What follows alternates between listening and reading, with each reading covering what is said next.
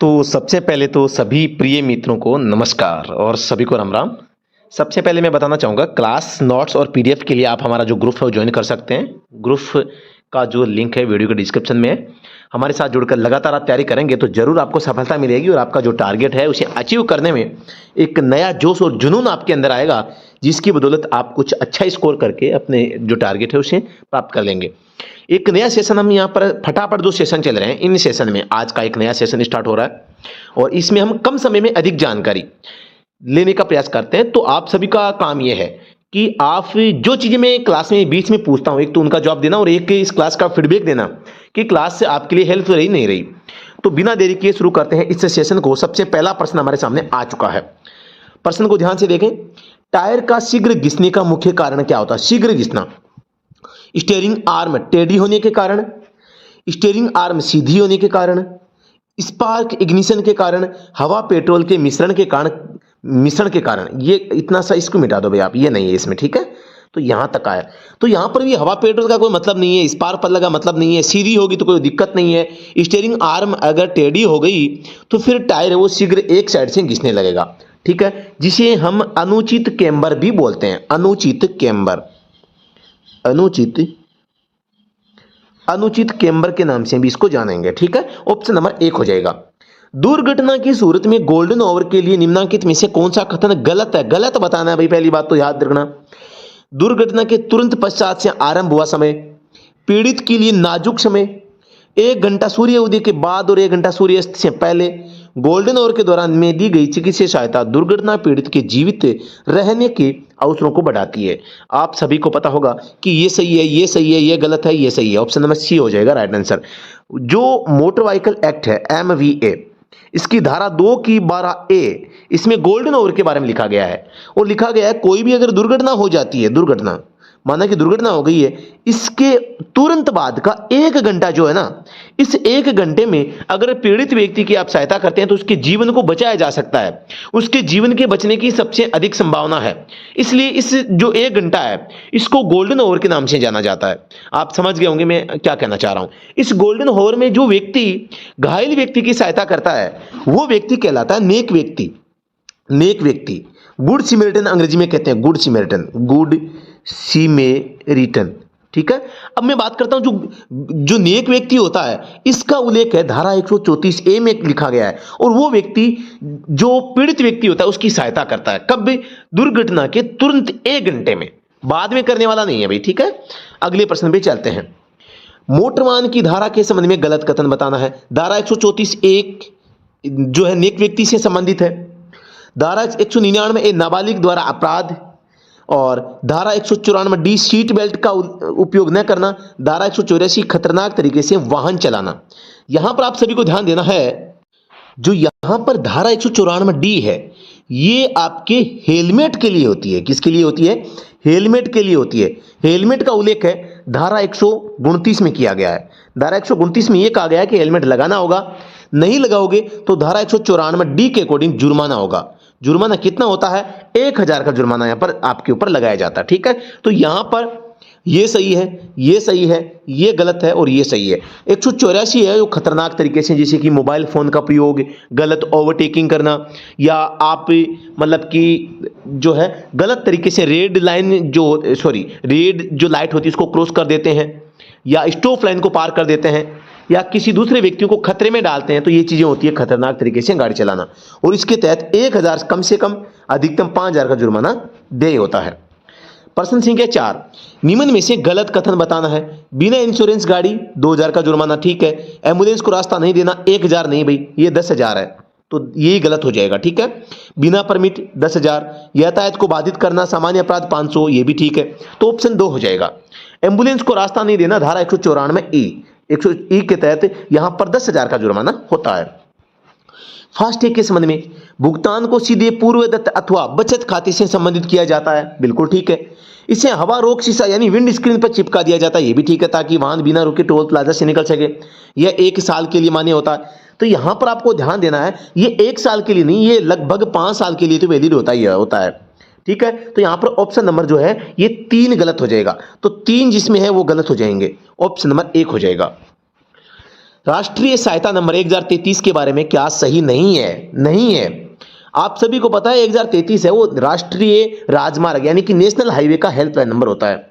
राष्ट्रीय राजमार्ग के उपयोगकर्ताओं के लिए 24x7 अद्वितीय कर मुक्त सहायता नंबर है। 24x7 का मतलब है 24 घंटे 7 दिन सप्ताह के। यह व्यापक पहुंच नंबर है, मतलब बहुत बड़े स्तर पर सभी लोग इसको फोन कर सकते हैं। यह एकल पॉइंट संपर्क है, यह भी ठीक है, यानी एक ऐसा नंबर जहां पर आप सभी प्रकार की हाईवे पर किसी भी प्रकार की असुविधा के लिए कॉल कर सकते हैं। इसका इस्तेमाल करने के लिए व्यक्ति को इसके पहले जिला कोड लगाना होगा। जैसे आपको दिल्ली के लिए ये गलत है भाई, कोई जिला कोड नहीं लगाना, सीधा 1033 डायल करना है। गलत ही पूछा है। एबीएस का मतलब एंटी लॉक ब्रेकिंग सिस्टम सभी जानते हैं और इसका संबंध ब्रेक सिस्टम से रहता है, गाड़ी को फिसलने से बचाता है। तो ये चीजें भी आप जानते होंगे, उम्मीद करता हूं। ब्रेक दबाए हुए हैं फिर भी गाड़ी चल सकती है। एबीएस की वजह से गाड़ी फिसलती नहीं है। गाड़ी को मोड़ते समय आप ब्रेकिंग का इस्तेमाल कर सकते हैं, आसानी से मुड़ जाती है और गाड़ी का संतुलन बनाए रखता है। गाड़ी का जो रोड के साथ में संपर्क है वो बढ़िया रहता है। ठीक है, तो अगले प्रश्न पे चलते हैं। जब चौराहे की तरफ जा रहे हो तो टक्कर से बचने का बढ़िया तरीका क्या है? भी चौराहे पर जा रहे हैं, टक्कर से बचना है तो आपको ब्रेक लगाओ और आगे जांचो। ऑप्शन नंबर 1 हो जाएगा। ब्रेक लगाकर आपको गाड़ी को धीमी करके आगे जांचना है कि कैसी कंडीशन है। नेक व्यक्ति के बारे में सही कथन बताना है भाई। नेक व्यक्ति जो किसी घायल या पीड़ित व्यक्ति की सहायता करे और अस्पताल तक पहुंचाए, ठीक है। किसी दुर्घटना के तुरंत बाद 1 घंटे में सहायता करने वाला व्यक्ति, ये भी ठीक है। किसी दुर्घटना में घायल की बिना किसी लालच में उसकी सहायता करने वाला आदमी, ये भी ठीक है। उपरोक्त सभी कथन सही है। नेक व्यक्ति को अंग्रेजी में बात करता हूं तो गुड सिमरिटन बोला जाता है भाई, गुड सिमरिटन। इसका उल्लेख धारा 134A में किया गया है, अभी मैंने बताया था। और गुड सिमरिटन को यहां पर इनाम के तौर पे जो बढ़िया काम करता है उनको 5000 रुपए तक का जो इनाम है सरकार देती है, ठीक है ना। लेकिन ये नहीं कि जितनी सहायता करेंगे सबको देंगे, सबको नहीं। यूनिक जो होगा 100 करेंगे तो उनमें से 1-2 को मिलेगा, ठीक है। अगले प्रश्न पे चलते हैं। अति रफ्तार के बारे में सही क्या है? अति रफ्तार मतलब ओवर स्पीड की बात हो रही है। ओवर स्पीड के बारे में यह अपराध नहीं है, गलत हो जाएगा। यह अपराध है परंतु आपके खिलाफ कोई आरोप नहीं लगाया जा सकता, गलत है।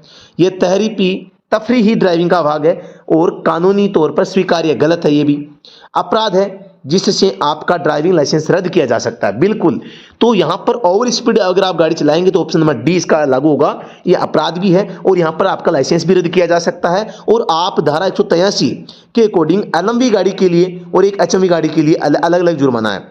एलएमवी के लिए 1000 से 2000 है और जो एचएमवी है इसके लिए 2000 से 4000 का जुर्माना है। दूसरी बात, गति सीमा का जो उल्लेख किया गया है, अति रफ्तार का उल्लेख 112 में किया गया। गति सीमा कितनी होनी चाहिए? अगर इसका उल्लंघन करते हैं तो धारा 183 आपके ऊपर लागू होती है। अगले प्रश्न पे चलते हैं। यदि ड्राइवर आगे फिसलन वाली सड़क का निशान देखता है तो क्या करेगा? सभी को पता है यार, फिसलन वाली सड़क है तो गियर बदलकर रफ्तार धीमी करो और आगे धीरे गति से सावधानी से आगे बढ़ते रहो। स्पीड बढ़ाना, अचानक ब्रेक लगाना, ऐसा काम आपको नहीं करना है। अचानक मोड़ना, ये 3 काम नहीं करने। फिसलने वाली सड़क आ गई है तो अचानक ब्रेक लगाना, स्पीड बढ़ाना, अचानक मोड़ना, ये 3 काम आपको नहीं करने। समझ में आ रहा है ना भाई? समझ में आ रहा है ना? सभी साथी कमेंट सेक्शन में बता देगा समझ में आ रहा है क्या? मजा आ रहा है ना क्लास में? ठीक है, कमेंट करो यार, सभी करो यार, क्लास को लाइक भी करो। यदि आप ऐसे वाहन को देखते हो जो दुर्घटनाग्रस्त है और चोटिल यात्री वाहन के अंदर है तो आपको चाहिए, आप क्या करेंगे भाई? अगर आप किसी वाहन को देखते हैं जो दुर्घटना में शामिल हो गया है, चोटिल यात्री उसके अंदर फंसे हुए हैं, तो आपका दायित्व है कि चिकित्सीय सहायता के लिए कोशिश करें और निकटवर्ती पुलिस चौकी में रिपोर्ट करें। ऑप्शन नंबर सी हो जाएगा राइट आंसर। सड़क पर जेब्रा लाइनों का मतलब होता है, जेब्रा लाइनों को हम पेडेस्ट्रियन भी कहते हैं, पैदल पारपथ, पादाचारी पारपथ भी कहते हैं, या रेड जो रोड क्रॉसिंग लाइन है वो भी कहा जाता है। तो पैदल जाने वालों के लिए रास्ता होता है। ऑप्शन नंबर डी हो जाएगा। वाहन में गियरबॉक्स का कार्य होता है। गियरबॉक्स का काम होता है इंजन में टॉर्क परिवर्तन, उच्च टॉर्क प्रदान करना, निम्न टॉर्क प्रदान करना। उपरोक्त सभी कथन सही है। आप सभी को पता है यहां पर जो गियरबॉक्स होता है वो टॉर्क होता है ना, टॉर्क को कम भी करता है, अधिक भी करता है, यानी कि आवश्यकता के अनुसार टॉर्क प्रदान करना। तो ऑप्शन नंबर ए, बी, सी तीनों ही सही है, डी हो जाएगा इसका। परिवहन वाहन की पहचान कैसे की जा सकती है? लेकिन दोस्तों यहां पर एक चीज बताऊं मैं आपको, अभी एक प्रश्न आया था जिसमें आपकी जो गियरबॉक्स है, गियरबॉक्स के बारे में 2 चीजें थी, एक तो स्पीड आया था और एक टॉर्क आया था कि भी इन दोनों में से गियर क्या काम करता है। तो इसमें टॉर्क को सही जवाब माना गया। ये प्रश्न आया था SKNU 2023 का जो पेपर है, ठीक है, तो उसमें प्रश्न आया था। तो आपको याद रखना है स्पीड और टॉर्क में से आपको एक को चुनना हो तो आपको टॉर्क करना है, हालांकि गियरबॉक्स दोनों काम करते हैं। परिवहन वाहन की पहचान कैसे कर सकते हैं? सभी को पता है परिवहन वाहन का मतलब ट्रांसपोर्ट व्हीकल, और ट्रांसपोर्ट व्हीकल की जो नंबर प्लेट होती है ना, उसका रंग येलो होता है, और इस येलो को देख के आप कह सकते हैं भी ट्रांसपोर्ट गाड़ी है। प्रश्न 16, वाहन में फ्यूल लाइन चौक होने का क्या मतलब है? चौक होने का मतलब है जाम हो गई है या कचरा आ गया है, कचरा, धूल कण, या मतलब कि बंद हो गई है, क्लोज हो गई है। तो फ्यूल लाइन फट गई हो, फ्यूल लाइन में पानी आ गया है, फ्यूल लाइन में कचरा आ गया है, सभी कथन सही हो जाएंगे। निम्न में से किसकी गाड़ी नो पार्किंग में भी खड़ी रह सकती है? नो पार्किंग में ऐसे व्यक्ति की गाड़ी खड़ी रह सकती है जो सक्षम नहीं है, जो विकलांग व्यक्ति है ना। तो शारीरिक विकलांग व्यक्ति ही केवल एक अनुमत है, मंत्री हो चाहे आर्मी ऑफिसर हो, उनकी नहीं रह सकती भाई नो पार्किंग जोन में। सब पार्किंग जोन में खड़े करो, क्योंकि केवल विकलांग व्यक्ति ही ऐसा होता है जो कि गाड़ी को जो जहां पर वो चाहे वहां लगाने में सक्षम नहीं होता है ना। तो ऑप्शन नंबर 1 होगा, केवल शारीरिक विकलांग व्यक्ति। आपने एक नई गाड़ी 2016 में खरीदी थी जो कि भारत स्टेज 3 में पंजीकृत है। प्रदूषण नियंत्रण प्रमाण पत्र की प्रामाणिकता 3 महीना, 6 महीना, 1 साल, 2 साल। आप सभी को पता है कि 2016 में है और 2016 की गाड़ी BS थर्ड की है, तो इसका जो होगा वो 6 माह के लिए होगा। कितने माह के लिए? 6 माह के लिए होगा। यही गाड़ी 2017 अप्रैल में इसके बाद होती तो BS4 की होती, और इसका जो आपका PUCC होता वो 1 साल के लिए होता। आप समझ पा रहे हैं ना क्या मैं कहना चाह रहा हूं? तो ऑप्शन नंबर बी। प्रश्न 19, एक नई कार के लिए एक बारी सड़क कर कितने साल? कार की बात आई, प्राइवेट व्हीकल है तो RC 15 साल के लिए, फिटनेस 15 साल के लिए, टैक्स 15 साल के लिए, तीनों चीजें 15-15 साल के लिए होती है। ऑप्शन नंबर 1 हो जाएगा। हाथ वाले ब्रेक का प्रयोग किसके लिए करना चाहिए? वाहन को अचानक रोकना, ये गलत हो गया भाई, ये गलत, ये गलत, दो तो गलत हो गए। वाहन को अचानक रोकना, रफ्तार को कम करना, वाहन को पार करना, रफ्तार को कम करना, ये भी गलत हो गया, 2 वाला भी। तो ऑप्शन नंबर सी, केवल वाहन को पार करने के लिए ही हैंड ब्रेक का प्रयोग कर सकते हो। इसके अलावा केवल आपातकालीन स्थितियों में सावधानी से आप कर सकते हैं, लेकिन सामान्य स्थितियों में नहीं। आजकल अधिकतर वाहनों में CNG किट लगाया जाता है, जो निम्न वाहन में लगाया जा सकता है। Petrol engine, diesel engine, A और B दोनों में। पेट्रोल और डीजल इंजन में CNG नहीं लगाया जा सकता, यह गलत है। और लगवाया तो दोनों में जा सकता है, लेकिन डीजल इंजन में लगाओगे तो इसका संरचना पूरी बदलनी पड़ेगी, संरचना ही बदलनी पड़ेगी भाई। तो आसानी से कौन से इंजन में लगाया जा सकता है? प्रश्न जिस हिसाब से पूछा गया वो पेट्रोल इंजन है। पेट्रोल गाड़ी को CNG में आसानी से बदला जा सकता है, लेकिन डीजल को नहीं बदला जा सकता आसानी से। प्रश्न संख्या 22, वाहन में बैटरी को टॉपअप करने के संबंध में सही है। टॉपअप करने का मतलब है उसमें वाटर जो लेवल था, वाटर लेवल कम हो गया, उसमें पानी डालना है। आप सभी को पता है गाड़ी का जो बैटरी होती है, बैटरी में पानी प्लस H2SO4 यानी कि जो अम्ल होता है, अम्ल का मिश्रण होता है, यानी तेजाब का। वाहन बैटरी में पेट्रोल मिश्रित ऑयल डाला जा सकता है, गलत है। वाहन बैटरी में आमतौर पर डिस्टिल्ड वाटर डाला जाता है, यह बात ठीक है। वाहन बैटरी में तेल डाला जाता है, गलत है। वाहन बैटरी में आमतौर पर बारिश का पानी वह नाइट्रिक एसिड का मिश्रण डाला जाता है, यह भी गलत है। तो यहां पर क्या डाला जाता है? यहां पर डिस्टिल्ड वाटर, और यह एक प्रकार का शुद्ध जल होता है। क्या होता है? शुद्ध जल होता है, वाष्प के द्वारा प्राप्त किया गया जल होता है, ठीक है। तो ऑप्शन बी हो जाएगा। दोस्तों ये मैं जो सटासट या स्पीड से जो सेशन ले रहा हूं, ये आपको फायदा करते हैं या नुकसान करते हैं, इसके बारे में बताएं। 2 चीजें हैं, एक तो हम सेशन को लंबा खींचें और ज्यादा टाइम कंज्यूम करें, एक है कम समय में अधिक जानकारी। तो दोनों में से आप चीजें बताना। दोस्तों अगर वीडियो पसंद आया तो लाइक शेयर कमेंट आपको करना ही पड़ेगा, इतना तो कर दो यार। एक यूट्यूबर किसके लिए वीडियो बनाता है? लाइक के लिए, ठीक है, और शेयर के लिए। दोनों काम आप नहीं करते हैं, फिर गड़बड़ मामला। एक यूट्यूबर ऊपर नहीं आएगा तो उसका मोटिवेशन डाउन होगा, और वो मोटिवेट नहीं होने के कारण इतना अच्छा काम नहीं कर पाएगा। तो ये काम आपको करना चाहिए, वो आपके हाथ में है और आपके कुछ भी लगता नहीं उस काम में। नए इलेक्ट्रिक वाहनों के संबंध में है, ये वाहन बैटरी से चलाते हैं, बिल्कुल ठीक है। इन वाहनों में अधिकतर लिथियम बैटरी का उपयोग किया जाता है, ये भी ठीक है। इलेक्ट्रिक वाहनों की नंबर प्लेट हरे रंग की होती है। तो तीनों कथन क्या है? सही है भाई, ठीक है। तो धारा मोटर व्हीकल एक्ट है ना, इसकी जो धारा 2 की 1, इसमें इन सभी वाहनों के बारे में बताया गया है, ठीक है। अगले प्रश्न पे चलते हैं। आप पीली ट्रैफिक लाइट होते हुए सड़क को पार कर सकते हैं यदि दूसरी तरफों से कोई ट्रैफिक न हो। आपने पीली लाइट होने से पहले रुको रेखा यानी कि स्टॉप लाइन को पार कर लिया हो। आप 60 किलोमीटर प्रति घंटा की रफ्तार से तेज गाड़ी चला रहे हैं, कभी भी नहीं। आप सभी को पता होगा कि आप पीली ट्रैफिक लाइट होते हुए सड़क को पार कर सकते हैं कब? जब आप चौराहे पर जा रहे हैं, ये यहाँ पर माना ये चौराहा है, ये लाइन है, आपकी येलो लाइट होने से पहले आपने इस स्टॉप रेखा को पार कर लिया है, फिर आपको यहाँ पर रुकना नहीं चाहिए, फिर आपको इसको पार ही करना चाहिए। ठीक है, आपको निकल जाना चाहिए, क्योंकि स्टॉप लाइन को पार करने का मतलब है आप चौराहे में एंटर कर चुके हैं। तो यहाँ पर एक ही कंडीशन है, जब आप येलो लाइट होने से पहले अगर स्टॉप लाइन को पार कर चुके हैं तो फिर आपको यहाँ पर क्या करना चाहिए, आपको चौराहे को खाली करना चाहिए, है ना। तो येलो लाइट का मतलब यही है, चौराहा खाली करो या स्टॉप लाइन से पहले रुको। तो ऑप्शन नंबर 2 इसका राइट आंसर हो जाएगा। आप किन परिस्थितियों में गति सीमा से अधिक गति पर वाहन चला सकते हैं? गति सीमा से अधिक गति पर वाहन आप किसी भी परिस्थिति में गाड़ी नहीं चला सकते, चाहे कोई मरता है तो मरे, जीता है तो जिए, लेकिन ओवर स्पीड में गाड़ी चलाना दंडनीय अपराध है, आप चलाएंगे तो जुर्माना लागू होगा, और वो भी धारा 112 में गति सीमा का उल्लेख है। उल्लंघन करने पर धारा 183 लागू होती है। एचएमवी गाड़ी के लिए जो मैक्सिमम स्पीड होती है 80 किलोमीटर, यहाँ पर ट्रकों के लिए, बसों के लिए निर्धारित की गई है, और इसके लिए गाड़ी में स्पीड गवर्नर भी आजकल आने लगा है। स्पीड गवर्नर क्या करता है, यहां पर फ्यूल सप्लाई सिस्टम में लगा रहता है और वो गाड़ी को 60 की स्पीड से ऊपर बढ़ने से रोकता है। तो ये चीजें आपको याद रखनी है। आप अपने आगे जाने वाले वाहन से आगे निकलने वाले हो, तभी यह दाईं ओर मुड़ने का इशारा करने लगता है, तो आपको क्या करना चाहिए?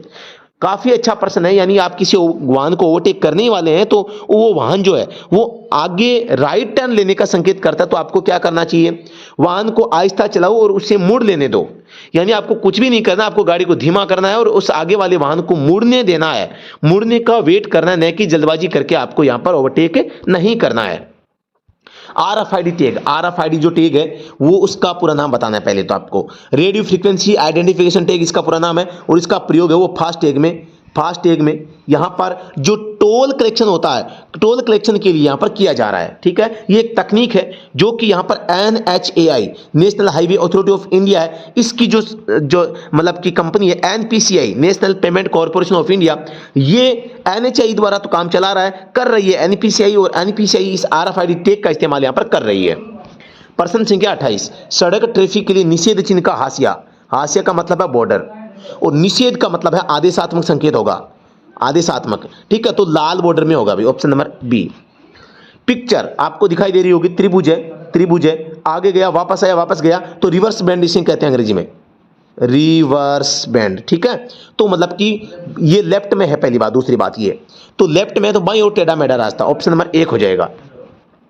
यहां पर एक लेन है, एक लेन ऐसे है, एक लेन यहां भी हो सकती है, तो यहां पर ये दूसरी वाली लेन क्या है, इसमें पहले वाली में मिल रही है, मतलब कि यहां पर एक मल्टीपल लेन थी, तो हम कह सकते हैं कि आगे लेन बंद है, ये लेन बंद होकर इसमें मिल रही है, बिल्कुल ठीक है। बहुलेन वाले राजमार्ग पर प्रयोग होती है, बहुलेन का मतलब मल्टी लेन वाले पर, बिल्कुल ठीक है। लेन की संख्या में कटौती की चेतावनी है, ये भी ठीक है, तो ऑप्शन नंबर डी क्या हो जाएगा, राइट आंसर हो जाएगा। यहां पर एक त्रिभुज है जिसमें एक राउंड अबाउट बनाया गया है, यानी गोल चक्र, चौराहे का संकेत है, तो यहां पर आगे क्रॉस, चौक या चौराया यहां पर हो जाएगा, ऑप्शन नंबर सी। प्रश्न संख्या 32 है, एक त्रिभुज है, त्रिभुज में एक संकेत यहां इस टाइप से है, तो यहां भी मुड़ सकते हैं, यहां भी मुड़ सकते हैं, और ये यू टर्न के पास में होता है, तो आगे सड़क में गैप है, मीडियम में वक्फा, गैप इन मीडियन, आगे 4 मार्गी क्रॉसिंग है, तो यहां पर आपको ध्यान देना है, यहां पर तो आगे सड़क में गैप है, बिल्कुल गैप इन मीडियन और मीडियम में वक्फा, दोनों चीजें सही हो जाएगी, 1 और 2, ऑप्शन नंबर यहां पे 2 हो जाएगा। 1 और 2 दोनों कथन क्या है, ये सही है। ठीक है, अगले प्रश्न पे चलते हैं। और दोस्तों मैं अब आपको बताना चाहूंगा, ये जो संकेत है ना, ये यू टर्न से पहले होता है, यू टर्न से ठीक पहले होता है, हमेशा याद रखना आप, क्योंकि ये स्थान यू टर्न लेने का संकेत होता है। पिक्चर है, यहां पर आपको जाली दिख रही है सीधी, और जाली दिखने का मतलब है रेलवे क्रॉसिंग है, लेकिन वो भी गार्डेड, यानी गार्ड के साथ, तो रक्षित रेलवे फाटक। अगर सीधी ट्रेन होती, धुआं निकलता होता तो ये अरक्षित हो जाता। ठीक है, तो ऑप्शन नंबर सी हो जाएगा। यहां पर एक त्रिभुज है, और त्रिभुज में यहां पर गहराई इसी दिखाई जा रही है, और गहराई का मतलब है यहां पर खतरनाक ढाल, ऑप्शन नंबर बी हो जाएगा। प्रश्न संख्या 35 है, टायर मार्किंग 185, 65 और 16 के संबंध में गलत कथन बताना है। 185 इसकी सेक्शन हाइट है, और जो इसका 65 है इसका सेक्शन हाइट है, और आर रेडियल टायर है, 16 इसका डायमीटर है। ठीक है, तो 16 इसका डायमीटर है, तो टायर की चौड़ाई 185, टायर की विड्थ जो है 185 सेंटीमीटर, सेंटीमीटर नहीं भी, ये mm होगी, ये गलत हो जाएगा पहली बात। तो 185 का 65% टायर की हाइट है, ये भी सही है। टायर का अंदरूनी डायमीटर 16 इंच है, ये भी ठीक है, तो ये ऑप्शन नंबर बी क्या हो जाएगा, गलत हो जाएगा। प्रश्न संख्या 36 आपके सामने, कौन सी आदत आपको चोट के जोखिमों को कम कर सकती है? चोट के जोखिमों को केवल यहाँ पर एक तो हो जाएगा सुरक्षा बेल्ट लगाना, ये बात तो ठीक है, और अल्कोहल लेना सीमित करना, उच्च कोलेस्ट्रॉल वाले भोजन लेना सीमित करना। तो ऑप्शन नंबर 1 और 2 दोनों क्या हो जाएंगे? सही हो जाएंगे, और ऑप्शन नंबर सी हो जाएगा राइट आंसर। प्रश्न संख्या 37 है, इंजन की कार्य प्रणाली में 4 स्ट्रोक का सही क्रम होता है। 4 स्ट्रोक होता है, कोई भी इंजन होता है ना, उसको 4 काम करने पड़ते हैं। वो 4 काम कौन कौन से हैं? तो यही आपको देखना है। तो सबसे पहले सक्शन होता है, सक्शन हो गया, चूषण हो गया, सक्शन हो गया, कंप्रेशन कंप्रेशन, सेम्पेडन सेम्पेडन, ये भी ठीक है। ये निकास गलत, निकास गलत, शक्ति ये ठीक है, ये पावर भी ठीक है। तो ये 2 तो गलत हो गए भी, ठीक है। अब और निकास और शक्ति, अब देखो पावर भी है शक्ति भी है, दोनों है, तो ये भी गलत। ऑप्शन नंबर सी हो जाएगा right answer, option number C. प्रश्न संख्या आपके सामने 38, प्रोपेलर शाफ्ट निम्न को जोड़ने के लिए प्रयोग की जाती है। प्रोपेलर शाफ्ट एक साइड तो गियर को जोड़ती है, दूसरी साइड डिफरेंशियल को जोड़ती है। तो यहां पर गियर बॉक्स और डिफरेंशियल, ऑप्शन नंबर 1 हो जाएगा राइट आंसर। स्टीयरिंग का भाग नहीं होता, rack and pinion, tie rod, Hooke's joint, ring and pinion gear. Ring and pinion gear है, ये आपके स्टीयरिंग का भाग नहीं है। अगले प्रश्न पे चलते हैं। ड्राइविंग करते समय यदि आपका सेलफोन बजता है, आपको करना चाहिए, क्या करना चाहिए? ड्राइविंग के दौरान अगर आपका कॉल बजता है तो आपको उस कॉल को वॉइस कॉल में जाना चाहिए, आपको उठाना नहीं चाहिए। उठाना है तो वाहन को, गाड़ी को रोक कर रास्ता दो चिन्ह यानी कि गिव वे चिन्ह की बात हो रही है, गिव वे। शकल में तिकोना सही है, लाल हाशिए से रंगा हुआ ये भी ठीक है, सफेद पृष्ठभूमि ये भी ठीक है। 1 2 3 सभी ऑप्शंस क्या हो जाएंगे? राइट आंसर हो जाएंगे। प्रश्न संख्या 42, निम्नलिखित में से कौन सा चेतावनी चिन्ह नहीं है? चेतावनी चिन्ह नहीं है, रेलवे फाटक त्रिभुज में है, नाका, पेट्रोल पंप है, और मिड में दूरी। तो ये जो है सभी के सभी क्या है यहाँ पर? चेतावनी है, सिवाय पेट्रोल पंप को छोड़ के। पेट्रोल पंप का क्या है? चौकोर आकृति में होता है, जो कि सूचनात्मक संकेत होता है, ठीक है, सूचना या सुविधा। प्रश्न संख्या 43, ट्रैफिक चिन्ह ओवरटेकिंग बनाया, ओवरटेकिंग, गोल, एरो, ऐसा एरो, इसको काटा गया तो अधिदेश प्राप्त चिन्ह, सचेतक, सूचना, चेतावनी, तो अधिदेश चिन्ह होता है ये। और आदेशात्मक आदेश देता है कि भी आपको ओवरटेक नहीं करना है। ओवरटेकिंग मना का मतलब है ओवरटेकिंग नहीं करना है। SAE 90 ग्रेड ऑयल का उपयोग नहीं किया जाता है गियर में, डिफरेंशियल में, स्टीयरिंग में, क्लच और इसमें। तो यहाँ पर देखो गियर बॉक्स में किया जाता है, डिफरेंशियल में किया जाता है। इसका थोड़ा सा कंफ्यूजन है इसमें, क्योंकि स्पेशल ग्रेड आता है TQ और TF और STQ STF, तो ये ग्रेड होते हैं। लेकिन स्टीयरिंग में भी इसका प्रयोग कर दिया जाता है, क्लच में इसका प्रयोग नहीं किया जाता। क्लच में DOT और 30 और 40 का इस्तेमाल किया जाता है। चोक कब इस्तेमाल किया जाता है? चोक आप सभी को पता है, पहले तो नाम आया चोक, चोक आते ही कह सकते हो पेट्रोल इंजन है, पहले तो नाम आते ही पेट्रोल इंजन है। और दूसरा, जब इंजन गर्म है नहीं होता, गर्म नहीं ठंडा है तब किया जा सकता है बिल्कुल।